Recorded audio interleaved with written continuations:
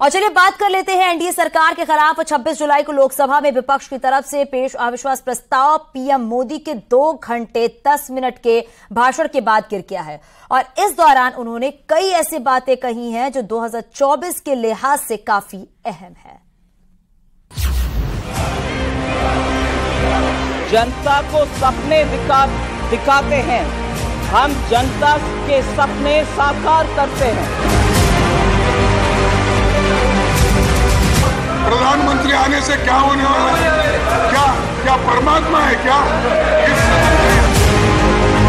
6 दशकों से हम सुन रहे हैं गरीबी हटाओ, सचमुच में हटाया गया क्या?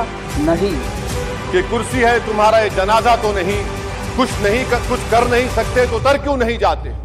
आखिर कहां गया? उन ताबूतों में खो गया क्या आपका कॉन्शियस, आपका ज़मीर? अलायंस पार्टनर्स आपस में लड़ रहे हैं कि साथ में लड़ रहे हैं, ये समझ में नहीं आ रहा। हमें लेना देना भारत की आम जनता की साथ कि जिनके दिल नहीं मिलते वे दल मिल चुके, मिलकर बैठे हैं महफिल में जुगनू सारे। ऐलान यही है कि सूरज को हटाया जाए, कभी ये ऐसा नहीं होगा सर। देश की जनता ने इनको बाहर का दरवाजा दिखा दिया है।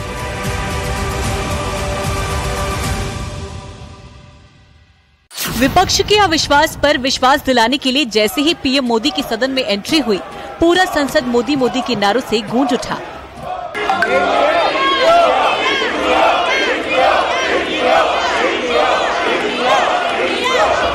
पीएम मोदी अविश्वास प्रस्ताव पर बोल रहे थे, लेकिन उनके निशाने पर कांग्रेस थी और अब तक जितने भी सवाल विपक्ष की तरफ से आए, उसका पीएम मोदी ने चुन चुन कर जवाब दिया। यहाँ तक कि उन्होंने अविश्वास प्रस्ताव को 2024 के लिए शुभ संकेत बता दिए। उस समय भी मैंने कहा था कि अविश्वास प्रस्ताव हमारी सरकार का फ्लोर टेस्ट नहीं है, मैंने उस दिन कहा था, बल्कि ये उन्हीं का फ्लोर टेस्ट है। पीएम मोदी पर विपक्ष ने कई आरोप लगाए, लेकिन सदन में जब पीएम मोदी ने हुकार भरी तो बता दिया कैसे विपक्षी पार्टियां 24 के रण में फील्डिंग सेट कर रही हैं, लेकिन चौके छक्के इधर से लगे। विपक्ष ने ऑर्गेनाइज की, लेकिन चौके छक्के यहीं से लगे।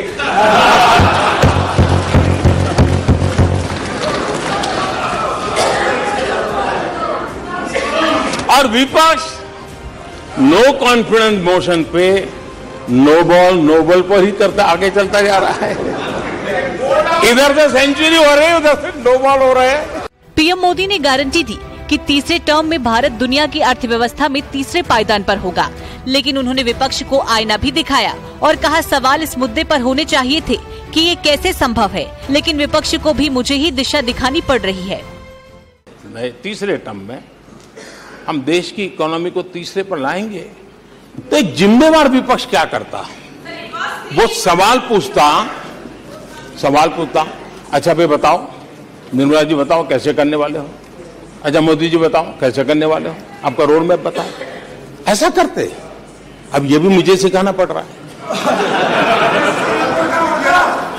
लेकिन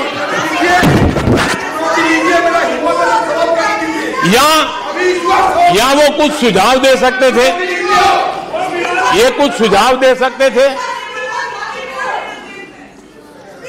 या फिर कहते हम चुनाव में जनता के बीच जाकर के बताएंगे कि ये तीसरे की बात करते हैं, हम तो 1 नंबर पर लेके आएंगे और ऐसे लेके कुछ तो करते यार। दरअसल विपक्ष को घेरने के लिए बीजेपी अभियान चला रही है और उन 3 मुद्दों पर जोर दे रही है, जिससे 24 के रण में विपक्ष के स्पेशल 26 को घेरा जा सके। और नारा दिया है भ्रष्टाचार भारत छोड़ो, परिवारवाद भारत छोड़ो, तुष्टीकरण भारत छोड़ो, जिसकी आवाज संसद में भी गूंज रही थी। ये करप्शन की, ये तुष्टीकरण की, ये परिवारवाद की, ये भारी बेरोजगारी की, ये आतंक और हिंसा की, ये भारत को 2 शताब्दी पीछे पहुंचाने की गारंटी है। यानी जिस अविश्वास प्रस्ताव पर विपक्षी दल अपनी पीठ थपथपा रहे थे, उस अविश्वास प्रस्ताव पर बोलते हुए पीएम मोदी ने एक बार फिर देश की जनता का विश्वास जीत लिया और संदेश दिया 24 में फिर रिकॉर्ड बहुमत से एनडीए की सरकार बनेगी। Bureau report, news 18।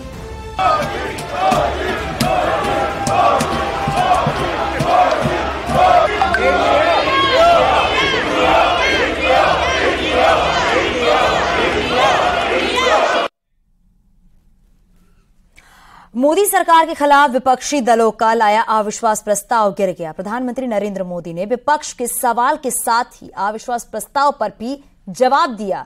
मोदी ने 2 घंटे 10 मिनट के भाषण में जैसे ही मणिपुर पर 1 घंटे 52 मिनट के बाद बोलने लगे, उसी वक्त विपक्ष सदन से वॉकआउट कर गया और वॉकआउट के बाद आरोप लगाए कि पीएम मोदी मणिपुर पर कुछ नहीं बोले।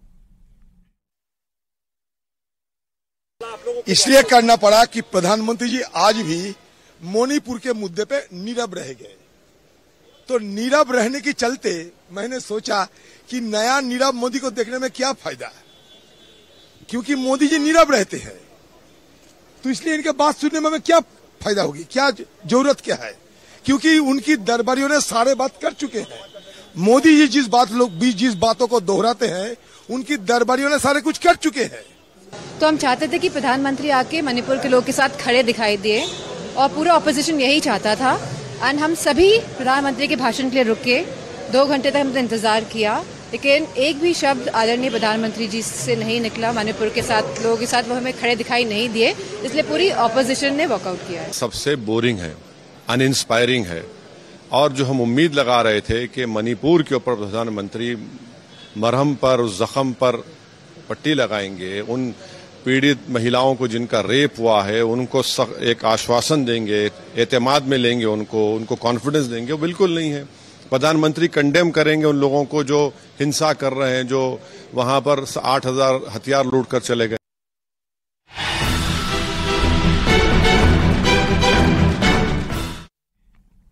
यूपी विधानमंडल के मानसून सत्र का आज 5वां और आखिरी दिन है। आज नेता सदन सीएम योगी आदित्यनाथ और नेता प्रतिपक्ष अखिलेश यादव दोनों विधानसभा में बोलेंगे।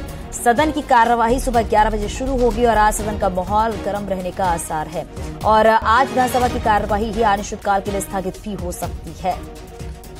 तो सीएम योगी आदित्यनाथ आज सदन में बोलेंगे, साथ ही साथ अखिलेश यादव भी आज सदन में गरजेंगे।